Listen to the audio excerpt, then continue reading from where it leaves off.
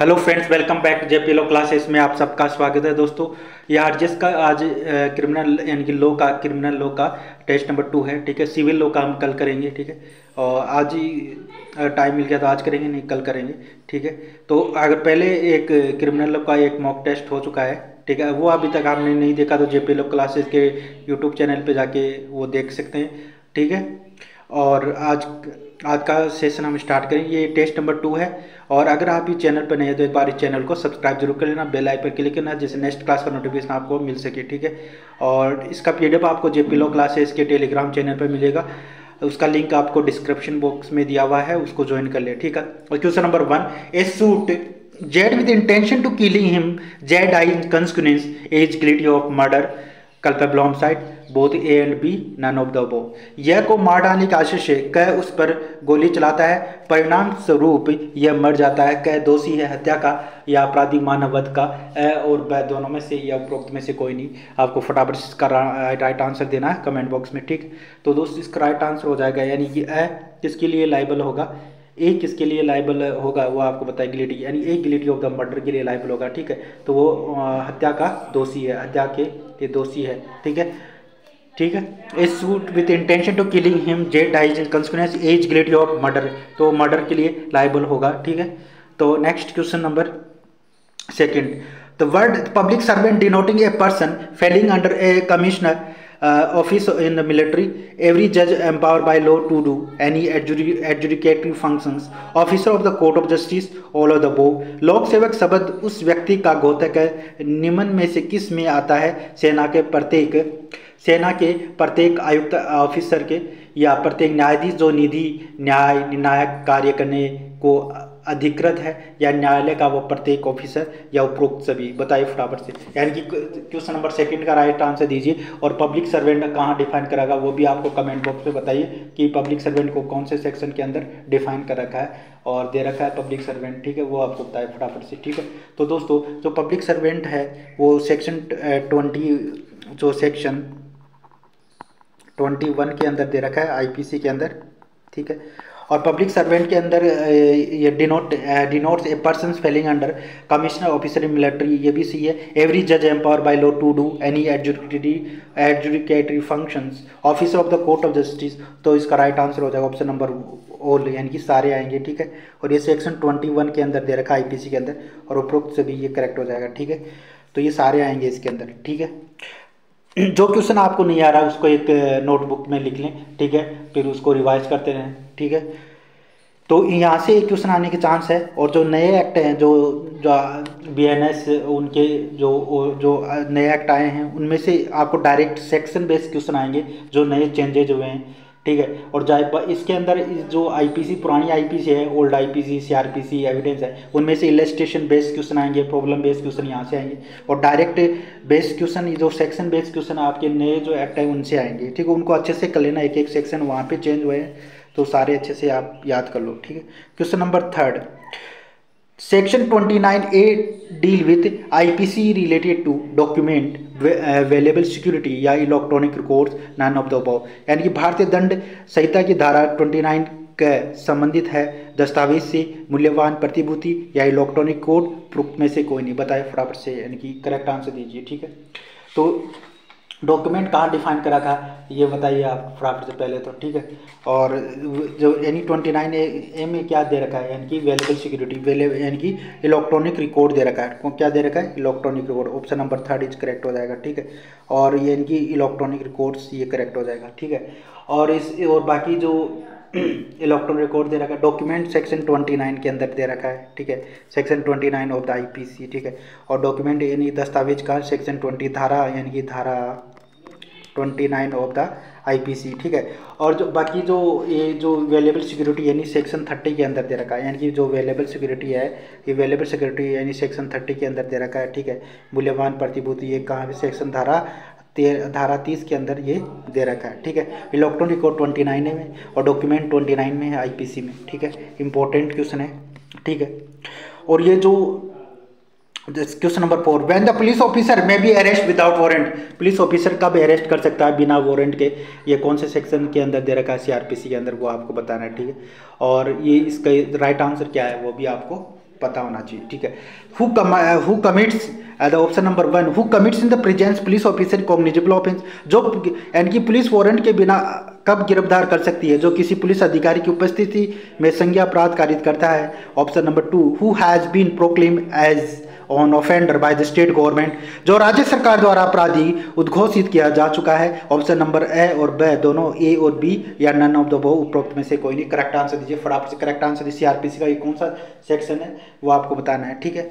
तो फटाफट से इसका राइट आंसर हो जाएगा ऑप्शन नंबर 3 इज करेक्ट हो जाएगा, यानी ऑप्शन नंबर यानी कि ए और बी करेक्ट हो जाएंगे, यानी 3 यानी और दोनों ही सही है। यानी कि police officer may be arrest without warrant who commit in presence of the police officer a cognizable offense who has been proclaimed as an offender by the state government, ठीक है। जो किसी पुलिस अधिकारी की उपस्थिति में संज्ञा अपराध कारित करता है, जो राज्य सरकार द्वारा अपराधी घोषित किया जा चुका है। ये दोनों ही सेक्शन ये पुलिस में भी अरेस्ट विदाउट वारंट में आएंगे, ठीक है। तो क्वेश्चन नंबर 4 का 3rd ऑप्शन करेक्ट हो जाएगा। Question number 5 under which section CPC assistant public prosecutor को कहाँ डिफाइन कर रखा है वो आपको बताना है, ठीक है जी।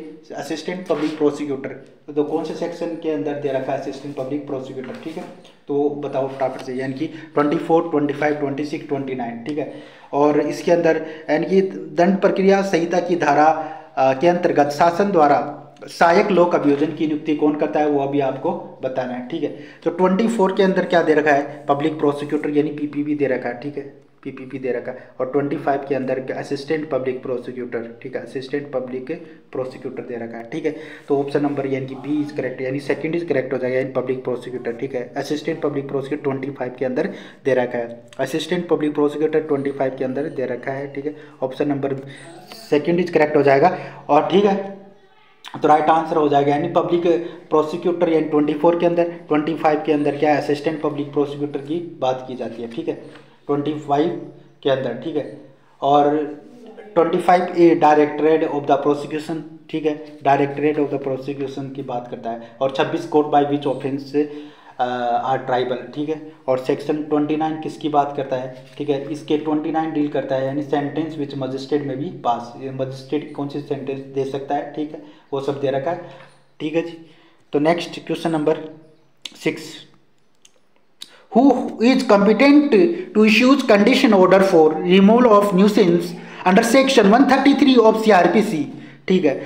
दंड प्रक्रिया संहिता की धारा 133 के अंतर्गत न्यूसेंस हटाने के लिए सशर्त आदेश जारी कौन कर सकता है वो आपको इसका करेक्ट आंसर आपको बताना है, ठीक है। कौन आदेश जारी कर सकता है धारा 133 के अंदर, ठीक है।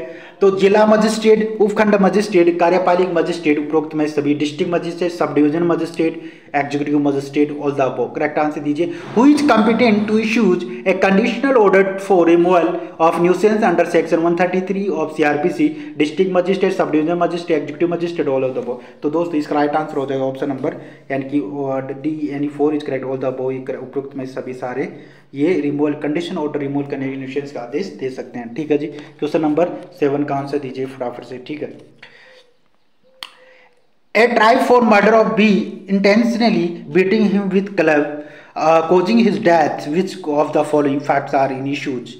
A. Beating B with club. A. Causing B death by such beating. Intention to causing B death. All the above. तो इसका राइट आंसर क ख की हत्या के लिए विचारण किया जाता है कि क जानबूझकर उसको डंडे से ख को इतना पीटता है कि उससे ख की मृत्यु हो जाती है। और निम्न में से कौन सा विवादक तथ्य है वो आपको बताने, कौन से विवादक तथ्य है। क के द्वारा ख को डंडे से पीटा जाना, क द्वारा इस प्रकार पीटने से ख की मृत्यु हो जाना, ख की मृत्यु कारित करने का क का आशय उपरोक्त में से सभी। तो दोस्तों करेक्ट आंसर दीजिए। क्वेश्चन नंबर 7 का राइट आंसर आपको देना है, तो इसका राइट आंसर हो जाएगा ऑप्शन नंबर यानी कि 4 इज करेक्ट, उपरोक्त सभी सारे ऑल द अबव, ठीक है, राइट आंसर हो जाएगा, ठीक है। तो A beating with club, A causing be death by such beating, intention to cause be death, ठीक है। तो ऑप्शन नंबर 4 इज करेक्ट हो जाएगा, ठीक है। तो 7 का 4 इज करेक्ट हो जाएगा, ठीक है। नेक्स्ट क्वेश्चन नंबर 8 इसका आंसर दीजिए। ए Dzire court to give judgment that he is entitled to certain land in possession of B or basis of certain facts which be denied to be true under section 101 of Indian Evidence Act. A cannot be proved the existence of those fact. A need not to be proved the existence of those fact. A must be proved the existence of those fact. None of the above. A चाहता है कि न्यायालय ऐसा निर्णय दे कि वह एक निश्चित भूमि पर अधिकार को तथ्यों के आधार पर है जो कि ब के कब्जे में है।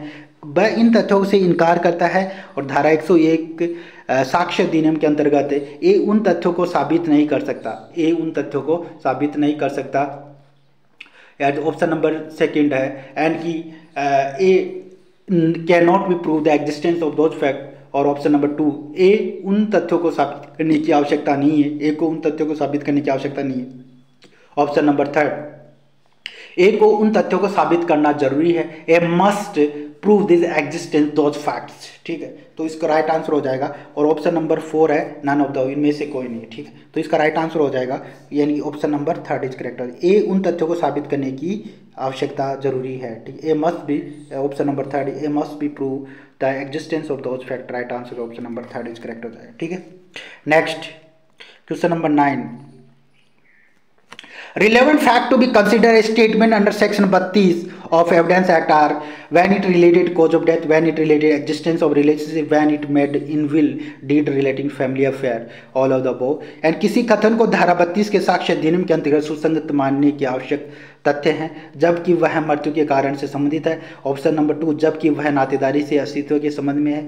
ऑप्शन नंबर 3 जबकि वह कौटुंबिक बातों से संबंधित विलेख्स में किए गए हैं। उपरोक्त सभी, यानी क्वेश्चन नंबर 9 का राइट आंसर दीजिए। ठीक है, फटाफट से करेक्ट आंसर क्या होगा? 32 से रिलेटेड कौन सा कंसीडर किया गया है? पहला भी सी है, यानी कि it related cause of death, यानी वह मृत्यु के कारण। ठीक है, when it related to existence of relationship, वह नातेदारी के अस्तित्व में, ये भी सी है। ठीक है, और option number 3 when it made will deed relating to family affair, ये भी सी है। ठीक है, वह कुटुंब की बातों से संबंधित विल या विलेख में भी ये सी है। ऑप्शन नंबर यानी 4 इज करेक्ट हो जाएगा। ठीक है, तो all the above is right answer हो जाएगा। ठीक है, all the above. Question number 10 का दीजिए। Essential requirement of applications of section 27 of evidence act are. ठीक है, option number 1 persons giving information must be accused of any offense, a person must be in police custody, a person may not be in police custody। Option number 1 और 2 both. धारा 27 के साक्ष्य अधिनियम की प्रयोज्यता के लिए आवश्यक तथ्य है कि क्वेश्चन नंबर 10 का राइट आंसर देना है। ठीक है, और ऑप्शन नंबर 1 सूचना देने वाला व्यक्ति किसी अपराध का अभियुक्त होना चाहिए या वह व्यक्ति पुलिस अभिरक्षा में होना चाहिए। ठीक है, वह व्यक्ति पुलिस अभिरक्षा में हो सकता है या नहीं हो सकता है। ठीक है, इसका राइट आंसर देना है तो इसका राइट आंसर हो जाएगा ऑप्शन नंबर 1 इज करेक्ट हो जाएगा। ठीक है, 27 का। A person give the information must be accuse and any offence, किसी अपराध का एक्यूज अपराधी अभियुक्त होना चाहिए। ठीक है, a person must be in police custody में होना जरूरी है। ठीक है, तो वो पुलिस की अभिरक्षा में होना जरूरी है और वह सूचना देने के वाला व्यक्ति अपराध का अभियुक्त होना चाहिए। ठीक है, तो राइट आंसर हो जाएगा ऑप्शन नंबर 4 इज करेक्ट हो जाएगा। ठीक है, तो ऑप्शन नंबर 1 और 2 दोनों करेक्ट है। ठीक है, तो दोनों ही करेक्ट है, 3 इज रॉन्ग हो जाएगा। ठीक है, तो ऑप्शन नंबर 4 इज 10 का 4 इज करेक्ट हो जाएगा। ठीक है, question number 11। Which sections IT Act deal with appointment of the controller certify authority under section 17, 15, 10 या 5? ठीक है, IT अधिनियम की कौन सी धारा प्रमाणकर्ता प्राधिकारियों के नियंत्रण की नियुक्ति से संबंधित है, वो आपको बताना है। क्वेश्चन नंबर यानी कि 11 का राइट आंसर दीजिए। तो दोस्तों इसका राइट आंसर हो जाएगा ऑप्शन नंबर यानी कि क्वेश्चन नंबर 17 करेक्ट हो जाएगा। 1 ऑप्शन नंबर 1 इज करेक्ट हो जाएगा। 17 यानी कि control appointment controller certify authority is correct हो जाएगा। ठीक है, क्वेश्चन नंबर 12 का दीजिए, राइट आंसर दीजिए 12 का। लोक कुंजी को सूचना प्रौद्योगिकी अधिनियम की धारा के तहत परिभाषित किया गया है। पब्लिक की has been defined under section information technology act. Option number धारा यानी सेक्शन 2ZA, सेक्शन 2ZB या सेक्शन 2ZC या सेक्शन 2ZD बताए फटाफट से। क्वेश्चन नंबर 12 का राइट आंसर दीजिए। यानी कि लोक कुंजी यानी पब्लिक की को सूचना प्रौद्योगिकी अधिनियम की धारा के तहत परिभाषित किया गया है। पब्लिक की has been defined under sections of information technology act. धारा एक है, धारा एक है, धारा एक है, धारा एक है, बताइए फटाफट से करेक्ट आंसर। तो इसका राइट आंसर हो जाएगा option number D 4 is correct हो जाएगा। धारा यानी कि जेड डी में अंदर डिफाइन है जेड यह, और धारा 2 यह और घ के अंदर डिफाइन कर रखा है। ठीक है जी, नेक्स्ट क्वेश्चन नंबर 13। तो बताओ इसका राइट आंसर दीजिए। बियर को किस धारा के अंतर्गत परिभाषित किया है वो आपको बताना है। In which sections bear has been defined, ठीक है, ये एक्साइज एक्ट के अंदर दे रखा है, बियर को कौन से सेक्शन के अंदर डिफाइन कर रखा है, तो ऑप्शन नंबर 1 इज करेक्ट हो जाएगा, ठीक है, राइट आंसर आ जाएगा, यानी कि 3 क्लोज 1 इज राइट आंसर हो जाएगा, ठीक है जी। नेक्स्ट यानी कि क्वेश्चन नंबर 14 का जवाब दीजिए, ठीक है। 14 का, नस्ली दवा को किस धारा के अंतर्गत परिभाषित किया गया है? Under which section intoxicating drug is defined and section 13 two 3 clause 13 3 धारा 3 क्लोज 14 एंड धारा 3 क्लोज 15 धारा 3 क्लोज 16, बताइए। Section 3 clause 13 3 close 14 3 close 15 3 close 16, बताए फटाफट से दीजिए करेक्ट आंसर। तो इसका intoxicating drug depend very important definition है मेंस के लिए और प्री के लिए दोनों, यानी ऑप्शन नंबर 2 इज करेक्ट हो जाएगा। धारा 3 क्लोज 14 के अंदर ये डिफाइन कर रखा है, ठीक है जी। क्वेश्चन नंबर 15 का जवाब दीजिए फटाफट से, ठीक है, 15 का जवाब दीजिए सबके सब। Question number 15, proceeding under chapter 8 of this code of the criminal procedure not to apply against the child, दंड प्रक्रिया संहिता की अध्याय 8 के अधीन की गई कार्रवाई का बालक के विरुद्ध लागू न होना, सेक्शन 21 सेक्शन 22 सेक्शन 23 सेक्शन 24, धारा 21 22 23 24, बताए फटाफट करेक्ट आंसर दीजिए। Proceeding under chapter 8 of the code of criminal procedure not apply to against the child, बच्चे के यानी चैप्टर जो है 8 है, चैप्टर 8 है सीआरपीसी का, वो अगेंस्ट बच्चे के अगेंस्ट लागू नहीं होगा। कौन से सेक्शन के अंदर दे रखा है वो बताना है, ठीक है। तो ये ऑप्शन नंबर 2 करेक्ट हो जाएगा, धारा 22 के अंदर, सेक्शन यानी धारा 22 के अंदर दे रखा है, सेक्शन यानी कि 22 सेक्शन 22 के दे रखा है, ठीक है। नेक्स्ट क्वेश्चन नंबर 16 का आंसर दीजिए फटाफट से। किशोर न्याय बालकों की देखरेख संरक्षण अधिनियम 2015 के बालक के अंतर्गत आता है वह व्यक्ति जो under the juvenile justice care and protection children act 2015 child belonging to 20 year less than 21 below the 18 years और बिलो द 18 ईयर्स, बताइए फटाफट से करेक्ट आंसर दीजिए। क्वेश्चन नंबर 16 का राइट आंसर दीजिए, 16 का करेक्ट आंसर दीजिए, यानी कि जो under the juvenile justice care protection child below the age of 18 years, below the age of 18 years, option number 3 is correct answer आ जाएगा, ठीक है जी। क्वेश्चन नंबर 17 का आंसर दीजिए फटाफट से, ठीक है। नेक्स्ट क्वेश्चन नंबर 17 का आंसर दीजिए। आपराधिक परिवीक्षा अधिनियम 1958 के अंतर्गत परिवीक्षा अधिकारी को कौन सी धारा में परिभाषित किया गया? Under which sections probation offender act 1950 act protection officer has been defined, section 2 clause B 2 clause C 2 clause D, none of the above, यानी धारा 2 क्लोज ख या 2 क्लोज ग 2 क्लोज घ, बताइए फटाफट से, यानी कि ऑप्शन नंबर 1 इज करेक्ट हो जाएगा। यानी प्रोटेक्शन ऑफिसर को डिफाइन यानी सेक्शन 2 क्लोज 1 में एंड 2 क्लोज बी के अंदर डिफाइन कर रखा है, ठीक है जी। नेक्स्ट क्वेश्चन नंबर 18, कौन सी धारा के अंतर्गत अपराधियों को भर्त्सना पर छोड़ देने का प्रावधान है? Under which section there is a provision of the related release to offender for on admonitions पे छोड़ने का, यानी कि भर्त्सना पे छोड़ देने का प्रावधान है, तो धारा 3 4 5 6, बताए फटाफट से। तो धारा कौन सी धारा के अंदर ये देगा? सेक्शन 3 4 5 6, कमेंट बॉक्स में इसका आंसर दीजिए फटाफट से, ठीक है। तो इसका ऑप्शन नंबर 1 इज करेक्ट हो जाएगा, यानी कि धारा 3 के अंदर ये दे रखा है, ठीक है, धारा 3 के अंदर ये करेक्ट आंसर हो जाएगा, ठीक है। एडमोनिशन दे रखा है धारा 3 के अंदर, ठीक है जी। नेक्स्ट क्वेश्चन नंबर 19, लैंगिक अधिनियम उत्पीड़न अधिनियम के अधिनियमन की तारीख क्या है? ठीक है, अधिनियम के अधिनियमन की तारीख क्या है? Enactment date of the sexual harassment act 22 April 2013, 19 June 2013, 23 February 2013, 16 May 2013, बताइए फटाफट से करेक्ट आंसर। क्वेश्चन नंबर 19 का राइट आंसर दीजिए। तो दोस्तों इसका राइट आंसर हो जाएगा ऑप्शन नंबर 1 इज करेक्ट हो जाएगा, 22 अप्रैल 2013 इज राइट आंसर हो जाएगा, ठीक है जी। यानी कि लैंगिक उत्पीड़न अधिनियम के अधिनियमित कब किया गया था? यानी कि 22 अप्रैल 2013 को किया गया। Enactment date of the sexual harassment act, ठीक है, 22 अप्रैल 2013 को किया गया था, ठीक है। तो क्वेश्चन नंबर 20 का आंसर दीजिए फटाफट से, ठीक है, 20 का आंसर दीजिए। महिलाओं को कार्यस्थल पर लैंगिक उत्पीड़न निवारण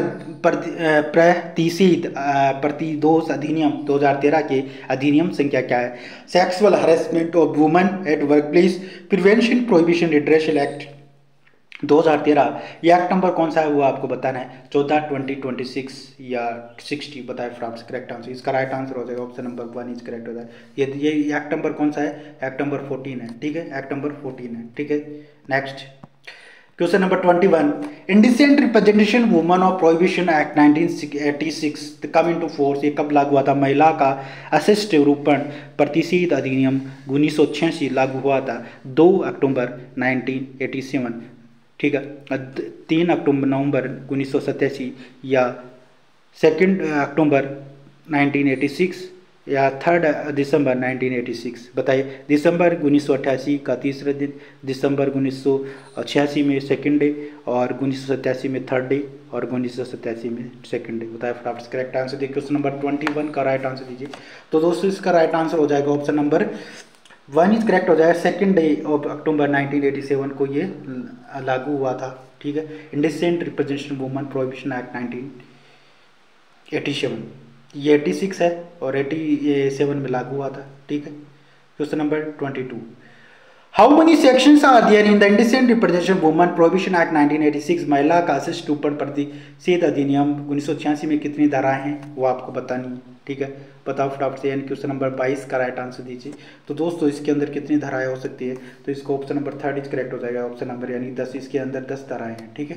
next question number 23, the meaning of penetrative sexual assault in explain this protections of children from sexual offense act 2012, इन यौन अपराधों से बच्चों का संरक्षण अधिनियम 2012 के पेनिट्रेटिव यौन हमले का अर्थ निम्नलिखित में से कहाँ समझाया गया है, कौन सी धारा में दिया रखा है वो आपको बताना है, ठीक है। क्वेश्चन नंबर 23 का राइट आंसर दीजिए आप फटाफट से, ठीक है। तो थर्ड के अंदर दे रखा है, ठीक है। ऑप्शन नंबर यानी कि क्वेश्चन यानी ऑप्शन नंबर 1 यानी कि धारा 3 के अंदर ये पेनिट्रेटिव सेक्सुअल असल्ट को डिफाइन कर रखा है, ठीक है जी। नेक्स्ट क्वेश्चन नंबर 24, ठीक है, इसका बताओ फटाफट से। 24, punishment for penetrative sexual assault is option number 1 यौन पेनिट्रेटिव यौन हमले के लिए सजा क्या है, यानी पनिशमेंट फॉर लेस देन यानी 5 year but may be extend to 10 year fine, imprisonment for not less than यानी 7 year but may be extend to 10 year fine, imprisonment for not less than 7 year but which may be extend to ALI and fine, और imprisonment for not less than 10 year but which may be extend to imprisonment for life and fine. कम से कम 5 साल की कैद की लेकिन 10 साल तक बढ़ाया जा सकता है, जुर्माना लगाया जा सकता है।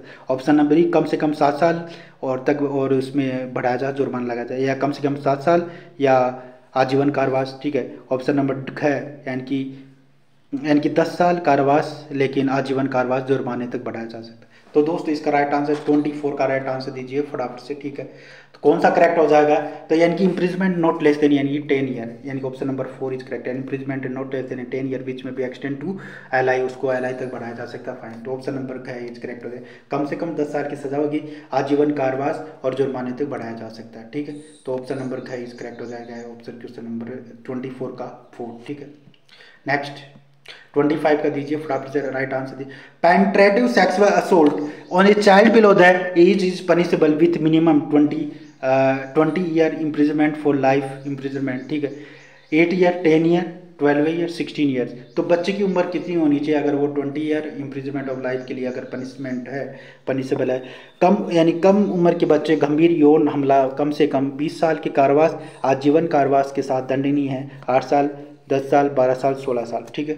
तो इसका करेक्ट आंसर दीजिए, यानी कि ये राइट आंसर क्या हो जाएगा, तो इसका हो जाएगा child below the 16 years. Option number D is correct हो जाएगा, ठीक है। क्वेश्चन नंबर 26 का राइट आंसर दीजिए फटाफट से, ठीक है। नेक्स्ट अगर कोई क्वेश्चन में डाउट हुआ था कमेंट बॉक्स में आप पूछ सकते हो, ठीक है। तो इसका आंसर दीजिए 26 का, for what term imprisonment and offender under section 133 of a negotiable instrument act can be punish for term which may be extend to 2 year, for term which may be extend to 1 year, or for term exceeding 3 year, none of the above। परिकार में लिखित अधिनियम अंतर्गत कितने समय के कारावास की सजा दी गई है, धारा 138 के तहत 2 वर्ष की सजा दी जाए या 1 वर्ष की या 3 वर्ष की, बताइए फटाइए, इनमें से कोई नहीं, ठीक है। तो इसका राइट आंसर यानी कि फॉर टर्म विच में भी एक्सटेंड टू 2 ईयर, और ठीक है। तो इसका राइट आंसर ऑप्शन नंबर यानी 1 इज करेक्ट हो जाएगा, ठीक है। एक्स में भी एक्सटेंड टू 2 ईयर, ठीक है। और ऑप्शन नंबर 1 इज करेक्ट, यानी कि 2 वर्ष तक की सजा दी जा सकती है। ठीक है। Question number 27, at sight under the negotiable instrument act में, इसका मतलब एट साइज का मतलब क्या है वो आपको presentations, demand, coming into vision या वन ऑफ द अबव। द परिकर्म्य लिखित अधिनियम के अंतर्गत नज़र में एट साइज शब्द का अर्थ क्या है? परिकार्म्य में लिखित शब्द के अंतर्गत एट साइज का अर्थ क्या है? एट साइज का अर्थ क्या है? साइज का अर्थ क्या है? प्रस्तुतिकरण, मांग पर, दृष्टि में आने पर, इनमें से कोई नहीं। ठीक है। तो इसका करेक्ट आंसर हो जाएगा यानी कि डिमांड पे। ठीक है, ऑन डिमांड। ठीक है। एट साइज का मतलब होता है ऑन डिमांड। ठीक है, मांग पर। ठीक है, मांग पर, मांग पर। ठीक है। नेक्स्ट क्वेश्चन नंबर 28, इसका आंसर देना है आपको। ठीक है। Which section define the court under भारतीय साक्ष्य अधिनियम 2023 के अंदर कोर्ट को कहाँ डिफाइन कर रखा है वो आपको बताना है। ठीक है, कौन सी धारा के अंदर यानी कोर्ट को डिफाइन कर रखा है? 2 close 1, 2 clause C, 2 clause D, 2 close 1E। बताए फटाफट से। भारतीय न्यायालय का कौन सी धारा में परिभाषित किया है? धारा 2 क्लोज 1 क, धारा 2 क्लोज 1 ख, 2 क्लोज 1 ग या धारा 2 क्लोज 1 घ? बताइए फटाफट से। ठीक है, न्यायालय को कौन से साक्ष्य अधिनियम में परिभाषित किया गया है? तो इसका right answer option number 1 is correct हो जाएगा। द न्यायालय को यानी कि कोर्ट को धारा 2 क्लोज 1 के अंदर परिभाषित किया गया है। ठीक है। एंड न्यायालय को कौन सी धारा में परिभाषित किया गया है? यानी 2 क्लोज 1 के अंदर परिभाषित किया गया है। ठीक है जी, ऑप्शन नंबर 1 इज करेक्ट हो जाएगा। ठीक है, तो न्यायालय की परिभाषा भी देख लेते हैं। Section 2 clause A, court including all जजेज, magistrate and all person except the arbitrator, इसके अंदर शामिल नहीं है। Except the arbitrator legally authorise take the evidence. धारा 2 क्लोज के अंदर न्यायालय को परिभाषित किया गया है वो सभी न्यायाधीश, मजिस्ट्रेट तथा मध्यस्थों के सिवाय, मध्यस्थों के अलावा, ठीक है, साक्ष्य लेने के लिए विधि द्वारा प्राधिकृत सभी व्यक्ति इसके अंदर आते हैं। ठीक है जी। नेक्स्ट क्वेश्चन नंबर 29, इसका आंसर दीजिए। Which section define evidence under भारतीय साक्ष्य अधिनियम 2023? एविडेंस को किस धारा में परिभाषित किया गया है? 2 close 1A, 2 close 1C, 2 close 1D, 2 close 1E। भारतीय साक्ष्य अधिनियम के अंदर 2023 के अंदर साक्ष्य को कौन सी धारा में परिभाषित किया गया है? धारा 2 क्लोज 1, 2 क्लोज 1 ख, 2 क्लोज 1 ग, 2 क्लोज 1 अण। बताइए फटाफट से करेक्ट आंसर दीजिए। क्वेश्चन नंबर 29 का राइट आंसर आपको देना है। ठीक है, तो करेक्ट आंसर क्या होगा वो बताना है। ठीक है, तो एविडेंस को डिफाइन कर रखा है यानी सेक्शन 2 क्लोज 1E के अंदर। ठीक है, अणा के अंदर डिफाइन कर रखा है। ऑप्शन नंबर 4 इज करेक्ट हो जाएगा। ठीक है, तो हिंदी में देख लेते हैं, हिंदी में यानी कि अणा आ जाएगा। ठीक है, ऑप्शन नंबर 4 इज करेक्ट हो जाएगा। ठीक है, यहाँ पे। ठीक है, नेक्स्ट एविडेंस की डेफिनेशन सेक्शन 2 क्लोज ई में दे रखी है। ठीक है, ऑल स्टेटमेंट, इसकी define means including all statement including statement given electronically which the court permit required to made before it by witness in relation matter of fact under inquiry. Such statement are called the overall evidence यानी मौखिक साक्ष्य कहते हैं। All document including electronic digital records produce for inspection of court, such document are called the documentary evidence. ठीक है, तो evidence की परिभाषा यहाँ दे रखा है। ठीक है, एक तो डॉक्यूमेंट्री एविडेंस को, ओरल एविडेंस को डिफाइन यानी सेक्शन 2 क्लोज ई के अंदर डिफाइन कर रखा है एविडेंस को। ठीक है, नेक्स्ट क्वेश्चन नंबर 30। ठीक है, इसका बताओ फटाफट से। Question number which section define the facts under भारतीय साक्ष्य अधिनियम 2023?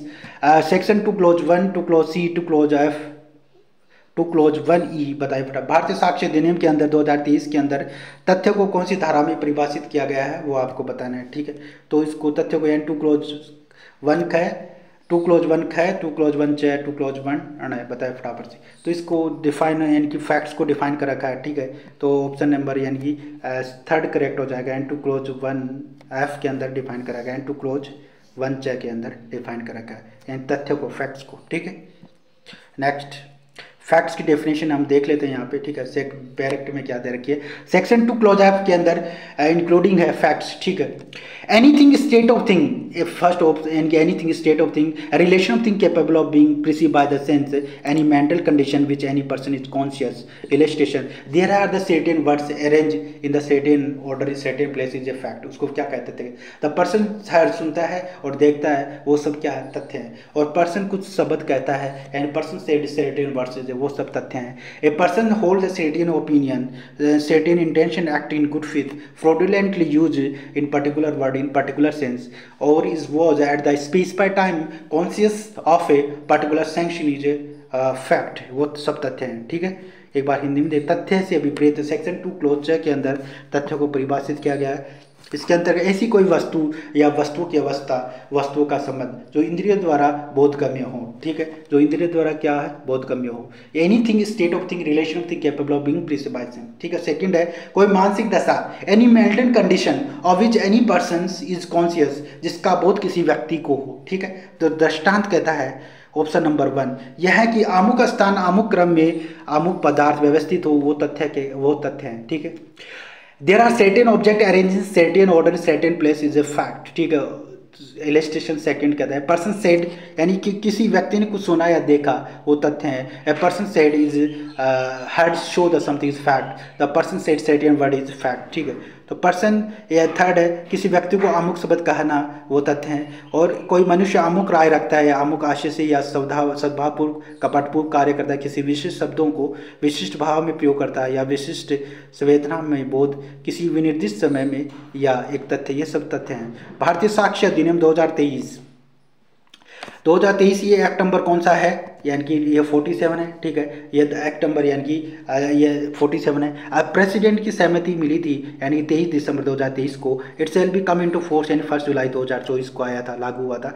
और ये प्रेम्बल इसका कहता है the consolidate to provide for general rule principles of evidence for fair trial. ठीक है, question number 31 fraudulently, the word of fraudulently has been defined in which sections. Bharatiya Sakshya अधिनियम के अंदर फ्रॉडुलेंटली को कहाँ डिफाइन करा का, वो आपको बताना है। ठीक है, तो 2 close 6, 2 close 7, 2 close 8, 2 close 9 BNS के अंदर कहाँ डिफाइन करा का।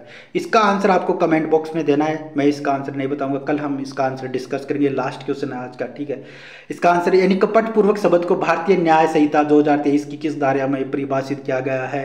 BNS की 2023 की धारा 2 close 6, 2 close 7, 2 close 8, 2 close 9 BNS में कहाँ डिफाइन फ्रॉडुलेंटली को कहाँ डिफाइन करा है। तो बताइए, इसका कमेंट बॉक्स में इसका आंसर देना। इसका PDF आपको JP लो क्लासेस के टेलीग्राम चैनल पे मिलेगा, सबके सब वो ज्वाइन कर ले, वहाँ पे मिलेगा। ठीक है, और इसका जो जाते जाते एक बार चैनल को सब्सक्राइब कर लें अगर आप इस चैनल पे नए तो, और सेशन को सब लाइक कर दें। ठीक है, और कमेंट बॉक्स में अपना स्कोर बताओ। 31 क्वेश्चन है, उनमें से कितने ठीक हुए, और 31 क्वेश्चन का आंसर आपको कमेंट बॉक्स में सबको देना है। ठीक है, फिर नेक्स्ट क्लास में इसका आंसर हम डिस्कस करेंगे।